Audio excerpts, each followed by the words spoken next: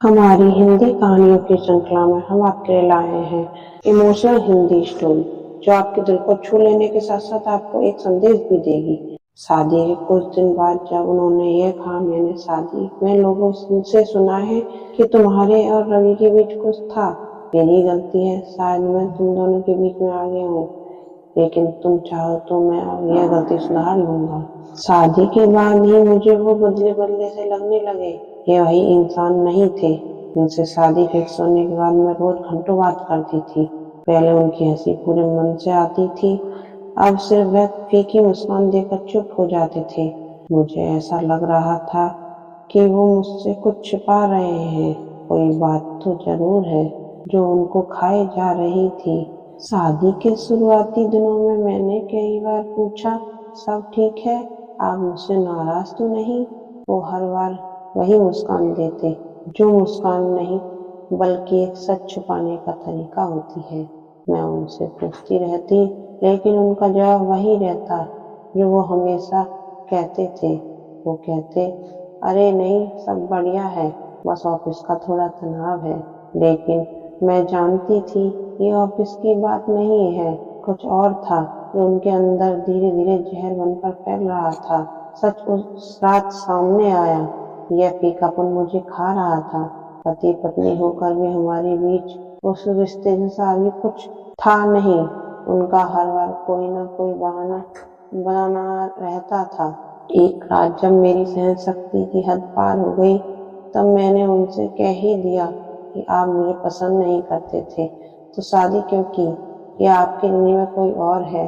उन्होंने अचानक कहा, अच्छा तो अब उल्टा चोर कोतवाल को डांटे। तुम्हें तो मुझसे अलग होने का बहाना चाहिए। किसी न किसी वजह से तुम ये आगे करने वाली हो तो अभी क्यों नहीं?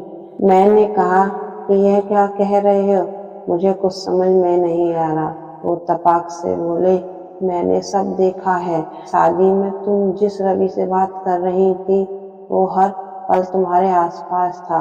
मैंने सब देखा। मैं एक पल को अवाक रह गई। रवि तो क्या हुआ, वो मेरा दोस्त है। मैंने खुद को शांत रखने की कोशिश की, लेकिन उनका सवाल और उनकी आंखें, उन्होंने जो उसके बाद कहा वो मेरे दिल को चीर गया। मैंने शादी में लोगों से सुना है कि तुम्हारे और रवि के बीच कुछ था। मेरी गलती है, शायद मैं तुम दोनों के बीच में आ गया हूँ, लेकिन तुम चाहो तो मैं अब यह गलती सुधार लूंगा। ये बात सुनकर मेरे पैरों तले जमीन खिसक गई। यह बात थी जो वो इतने दिनों तक अपने कलेजे पर लिए बैठे थे।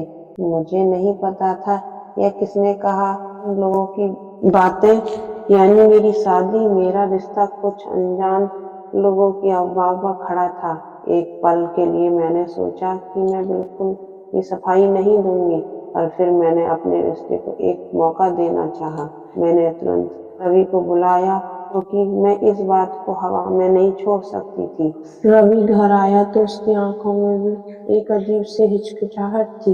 उसे मैंने सब बता दिया था। आते ही वो उनसे मिला और वो बोला, भाई साहब, आप क्यों दूसरों की बातों में आ रहे हैं? हम अच्छे दोस्त थे। हम इन दोस्ती को भाई बहन जैसा मानते थे। इसमें गलत क्या है? हाँ, हमने अपने इस रिश्ते पर भाई बहन की मोहर नहीं लगाई। हम इसे दोस्ती बनाकर रखना चाहते थे। ऐसा नहीं है कि ऐसी बातें पहले नहीं हुई, पर हमने उन बातों को कभी भी अपने रिश्ते के बीच नहीं आने दिया। उनकी सोच ही इतनी है जो इस तरह की बात करते हैं। फिर उसने मेरी तरफ देखा और कहा, हमने कभी चाहे ही नहीं कि लोग कुछ बोलें, पर वो तो बोलेंगे ही। लेकिन आप उनकी सुन रहे हैं। आपको उनकी नहीं, इनकी अपनी पत्नी की बात सुननी चाहिए। मेरा पति चुप हो गया। उस रात कमरे में भरा ही सन्नाटा था। वो बिस्तर पर बैठे थे और मैं दरवाजे के पास चुप खड़ी थी। कुछ देर बाद वो धीरे से बोले, मैं डर गया था। तुम्हें खोने के डर ने मुझे अंदर से तोड़ दिया। उनकी ये बात मेरे लिए किसी मरहम की तरह थी। मैंने उनके पास जाकर कहा, रिश्ते शक से नहीं, भरोसे से चलते हैं। अगर तुम मेरा हाथ पकड़ोगी तो दुनिया की कोई भी अफवाह मुझे तुमसे दूर नहीं कर सकती। उनकी आंखों से आंसू गिर पड़े। कभी कभी पुरुष भी टूटते हैं, बस दिखाते नहीं। उस रात हमने बहुत बात की, लंबी, गहरी, सारे जहर को बाहर निकालने वाली बात है। रिश्ते की नई शुरुआत। अगले दिन उन्होंने खुद रवि को फोन किया, कहा, सॉरी भाई, तुम पर शक करके मैंने गलत किया। रवि हंसकर बोला, अब असली जीजा साला जैसा लग रहा है।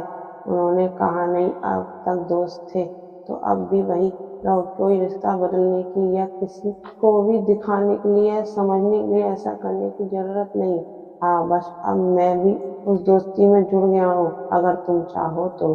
सब हंस दिए और उसी हंसी में वो सुकून था जो शायद हमारी शादी के बाद पहली बार महसूस हुआ। कुछ महीने बाद हमारा रिश्ता अब पहले से ज्यादा मजबूत था। मैंने महसूस किया कि रिश्ते को बचाने के लिए हमेशा कोई बड़ा कदम नहीं चाहिए होता। कभी कभी सिर्फ एक बात, बस सच्चाई और भरोसा। शक अगर दिल में घर कर लेना तो सबसे मजबूत रिश्ता ही रह सकता है, और भरोसा हो तो टूटी चीज भी फिर से खिल सकती है। आपको यह कहानी कैसी लगी, कमेंट करके जरूर बताएं।